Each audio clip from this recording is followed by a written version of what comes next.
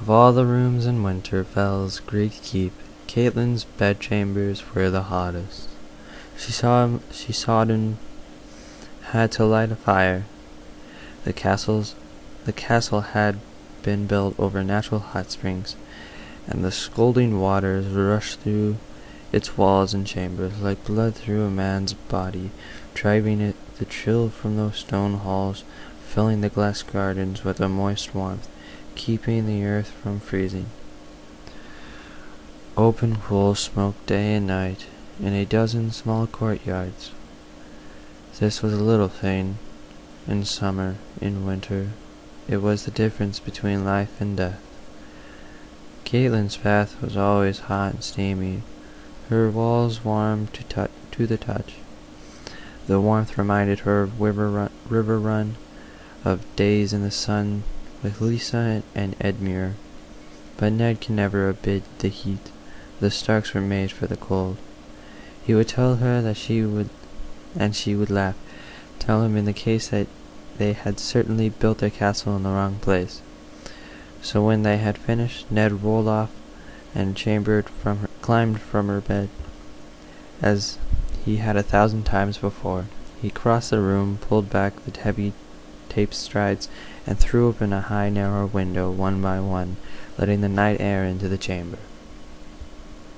The wind swirled around him as he stood facing the dark, naked and empty-handed. Catelyn pulled the furs up to her chin and watched him. He looked somehow smaller and more vulnerable, like the youth she had wed in the sept of River Run 15 long years ago. Her loins still ached from the urgency of his love-making. It was a good ache. She could feel his seed within her. She prayed that it might quicken her. It had been 3 years since Rickon. She was not too old. She could give another son. "I will refuse him," Ned said as he turned back to her. His eyes were haunted, his voice thick with doubt. Catelyn sat up to in the bed. "You cannot, you must not. My duties are here in the north. I have no wish to be Rupert's hand. He will not understand that. He is the king now. The kings are not like other men. If you refuse to serve him, he will wonder why, and sooner or later he will begin to suspect that you oppose him. Can't you see the danger that would put us in?" Ned shook his head, refusing to believe. "Robert would never harm me or any of mine. We were closer than brothers. He loves me. If I refuse him, he will roar and curse and bluster, and in a week we will laugh about it together. I know the man." "You knew the man," she said. "The king is a stranger to you." Catelyn remembered the direwolves dead in the snow, the broken antler lodged deep in her throat. She had make him see. "Pride is everything to a king, my lord. Robert came all this way to see you, to bring these great honors. You cannot throw them back in his face." "Honors?" Ned laughed bitterly. "In his eyes, yes," she said. "And in yours?" "And in mine." She blazed angry now. Why couldn't he see?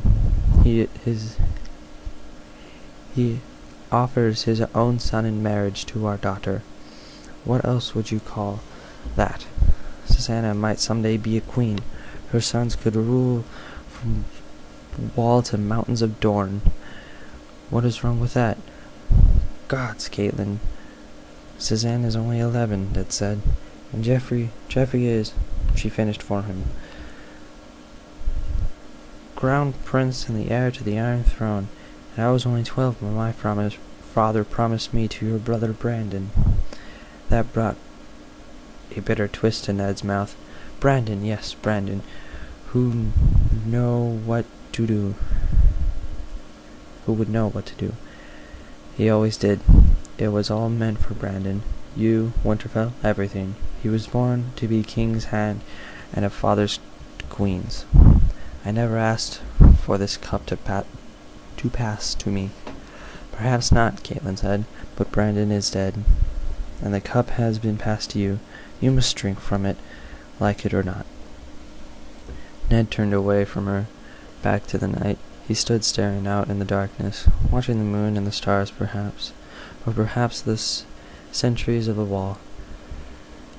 Caitlin softened then, to see his pain. Eddard Stark had married her in Brandon's place, as custom decreed, but the shadow of his dead brother still lay between them, as did the other, and the shadows of the woman he would not name, the woman who had borne him his bastard son. She was about to go to him when the knock came at the door, loud and unexpected. Ned turned, frowning. "What is it?" Desmond's voice came through the door. "My lord, Master Lewin is without and begs urgent audience. You told him I had left orders not to be disturbed." "Yes, my lords, he's insisted." "Very well, send him in." Ned crossed to the wardrobe and slipped on a heavy robe. Caitlin realized suddenly how cold it had become. She sat up in the bed and pulled the furs to her chin. "Perhaps we should close the windows," she suggested. Ned nodded absently. Maester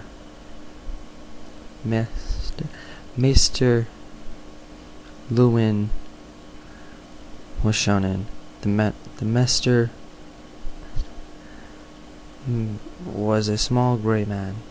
His eyes were grey and quick, and saw much.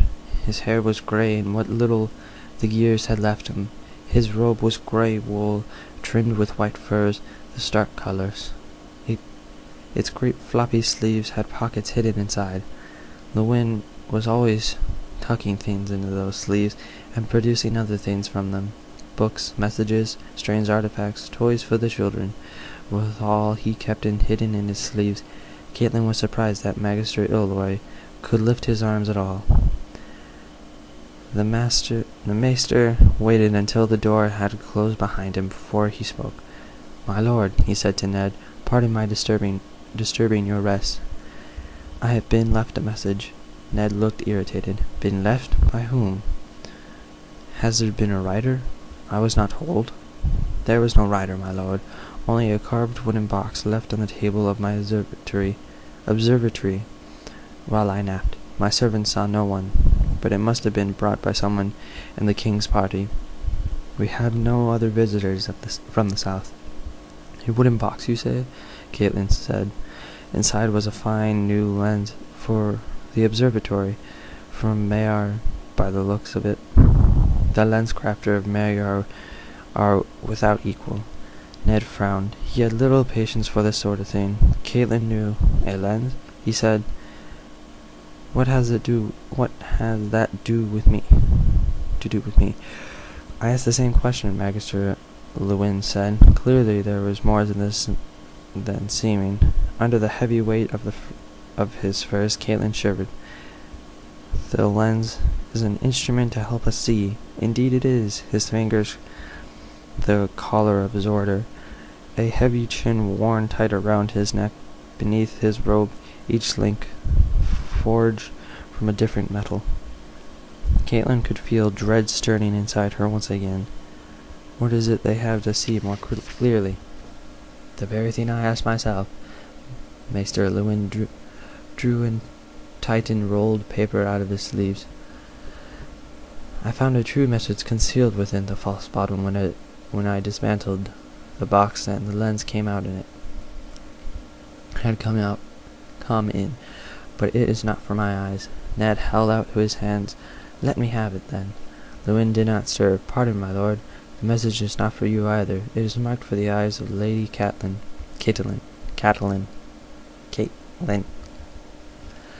and her alone. May I approach?"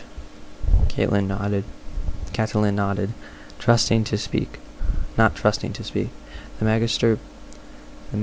maester placed the paper on the table beside the bed.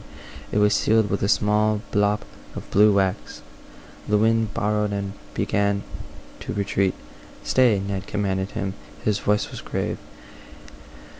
He looked at Caitlin. Catelyn, what is it, my lady? You're shaking. I'm afraid, she admitted. She reached out and took the letter in trembling hands. The furs dropped away from her nakedness, forgotten.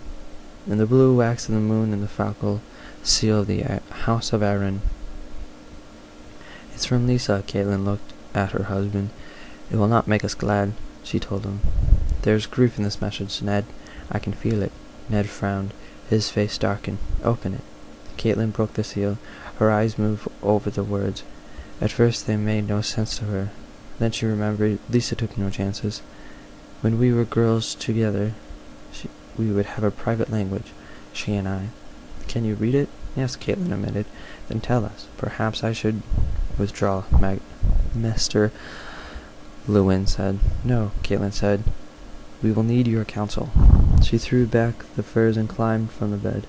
The night air was cold as the grave on her bare skin as she paddled across the room.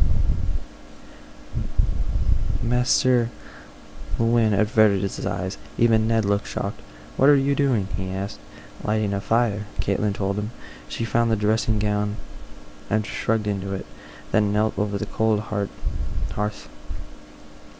Magister Luwin, Ned began. Magister Luwin has delivered all my children, Catelyn said. This is no time for false modesty. She slid the paper in among the kindling and placed the heavier logs on top of it. Ned crossed the room, took her by the arm, and pulled her to her feet. He helped her there, his face inches from hers. My lady, tell me, what is the message? Catelyn stiffened in his grasp. A warning, she said softly, if we were have the wits to hear. His eyes searched her face. Go on. Lisa says Jon Arryn was murdered. His fingers tightened around his arm. By whom? The Lannisters, she told him. The Queen. Ned released his hold to his arm. There were deep red marks on her skin. Gods, he whispered. His voice was hoarse. Your sister is sick with grief. She cannot know what she is saying. She knows, Catelyn said. Lisa is impulsive, yes, but this message was carefully planned, cleverly hidden. She knew it meant death if her letter fell into the wrong hands. To risk so much, she must have had more than mere suspicion. Catelyn looked at her husband. Now we truly have no choice. You must be Robert's hand. We must go south with him and learn the truth. She saw at once that Ned had reached the very different conclusion. The only truths I know are here. The south is the nest of the Aeders. I would do better to avoid. Luwin plucked at his chain collar, where there had been chaff. It had chafed the soft skin of his throat. The hand of the king has great power, my lord. Power to find the truth of Lord Arryn's death, to bring his killers to the king's justice. Power to protect Lady Arryn and her son, if the worst be true. Ned glanced helplessly around the bedchambers. Catelyn's heart went out to him, but she knew she could not take him in her arms just then. First the victory must be won, for the children's sake. You say to love Robert like a brother. Would you leave your brother surrounded by Lannisters? The others take both of you. Ned muttered darkly. He turned away from them and went to the window. She did not speak, nor did the Lannisters. They waited quietly while Ed Stark said a silent farewell to the home he loved. When he turned away from the window at last, his voice was tired and full of melancholy. And moisture glittered faintly in the corner of his eyes. My father went south once to answer the summons of a king. He never came home again. A different time, Master Luwin said. A different king, yes, Ned said dully. He seated himself in a chair by the hearth. Catelyn, You shall stay here in Winterfell." His words were like icy draught through her heart. "No," she said, suddenly afraid. Was this to be your punishment? Never to see his face again, nor to feel his arm around her? "Yes," Ned said, in the words that would brook no argument, "but must govern the north in my stead, while I run Robert's errands. There must be always a Stark in Winterfell. Rob is 14. Soon enough he will be a grown man.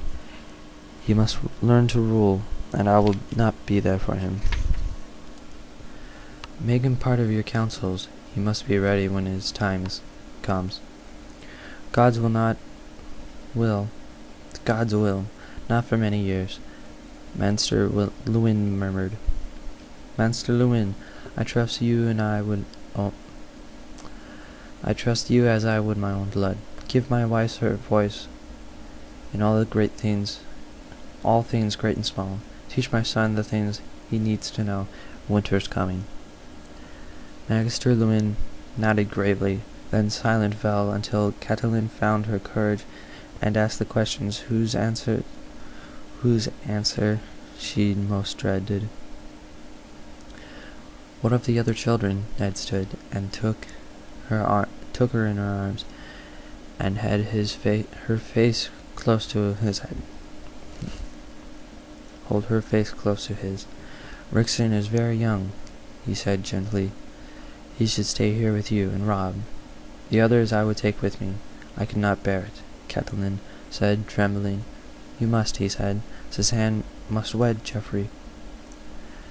That is clear now. We must give them no grounds to suspect our devotion. And it is past time that Arryn learn the ways of the Southron court. In a few years she will be of age to marry too.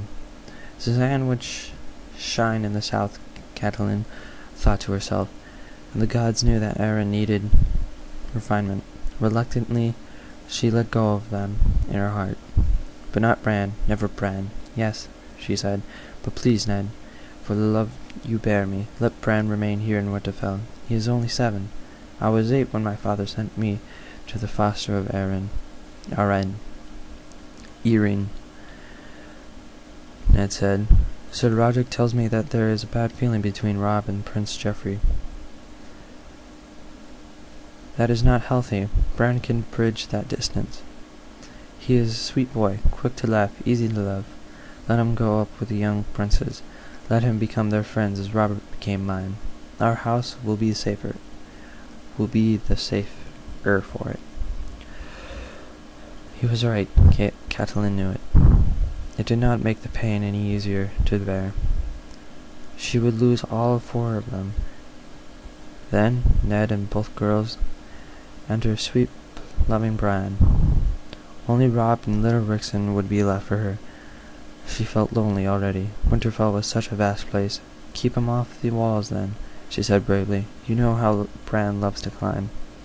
Ned kisses the tears from her eyes before they could fall. "Thank you, my lady," he whispered. "This is hard, I know." What of Jon Snow, my lord?" Master Luwin asked. Catelyn tensed at the mention of his name. Ned felt anger in her, and pulled away.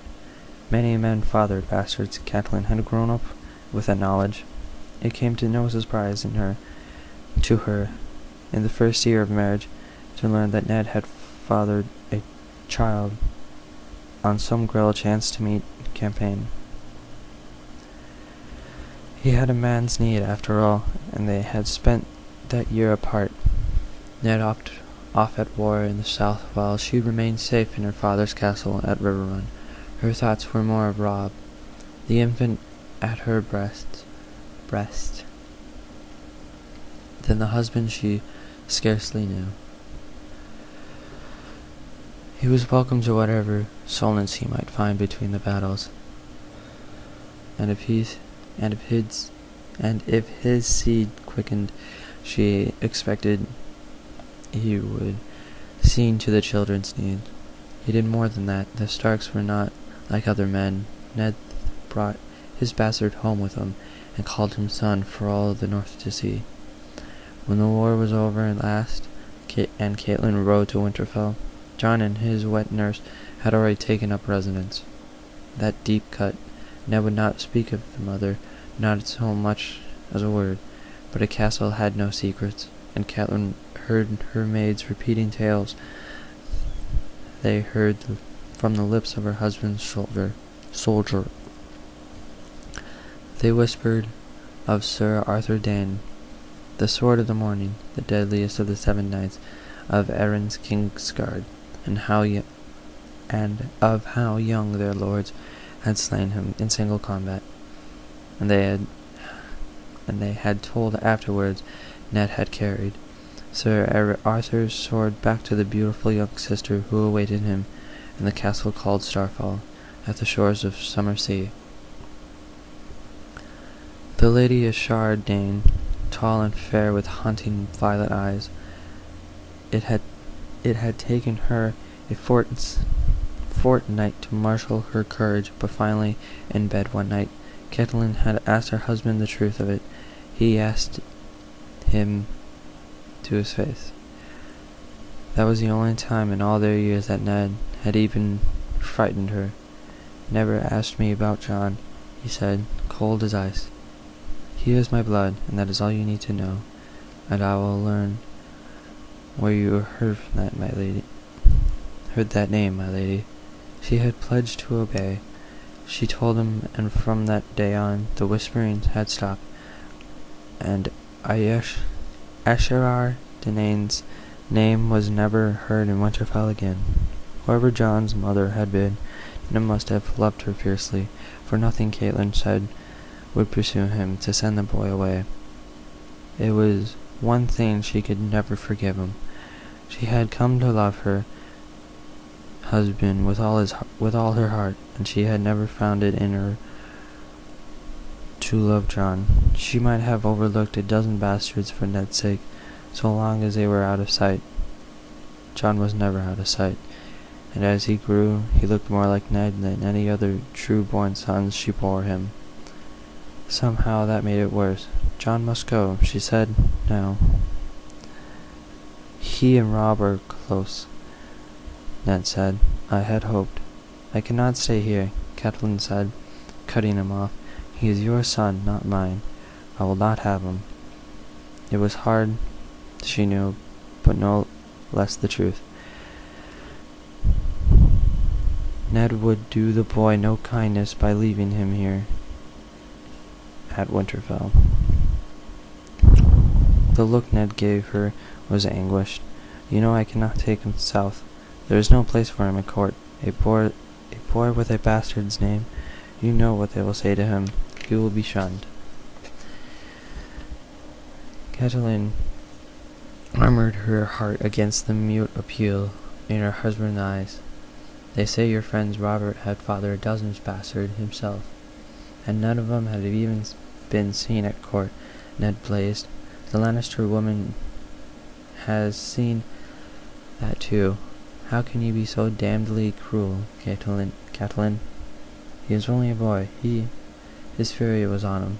He might have said more, and worse, but Master Luwin cut in. "Another solution presents itself," he said, his voice quiet. "Your brother Benjen came to me about a few days ago. It seems a boy aspires to take the Black." Ned looked shocked. "He asked to join the Night's Watch." Catelyn said nothing. Let Ned work it out on his own mind. Her voice would not be welcome now. Yet gladly would she have kissed the Magister just then. His was the perfect solution. Benjen Stark was a sworn brother. John would be a son to him. The other children never have. And in time the boy would take an oath as well. He would father no sons who might someday contest with Catelyn's own grandchildren for Winterfell.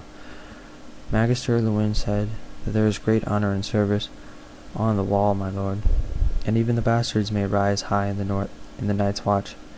Ned reflected still. His voice was troubled. John is so young. If he asked this when he was a grown man, that would be one thing. But a boy of 14. A hard sacrifice, Magister Lewin agreed. Yet these are hard times, my lord. His road is not crueler than yours or your lady's. Catelyn thought of the 3 children she must lose. It was not easy keeping silent then. Ned turned away from them to gaze out the window, his long face silent and thoughtful. Finally he sighed, and turned back. "Very well," he said to Master Lewin. "I suppose it is for the best. I will speak to Ben." "When shall we tell John?" the master asked. "When I must. Preparations must be made. It will not be a fortnight before we are ready to depart. The sooner let John enjoy these last few days. Summer will end soon enough, and brotherhood as well. When the time comes, I will tell him myself."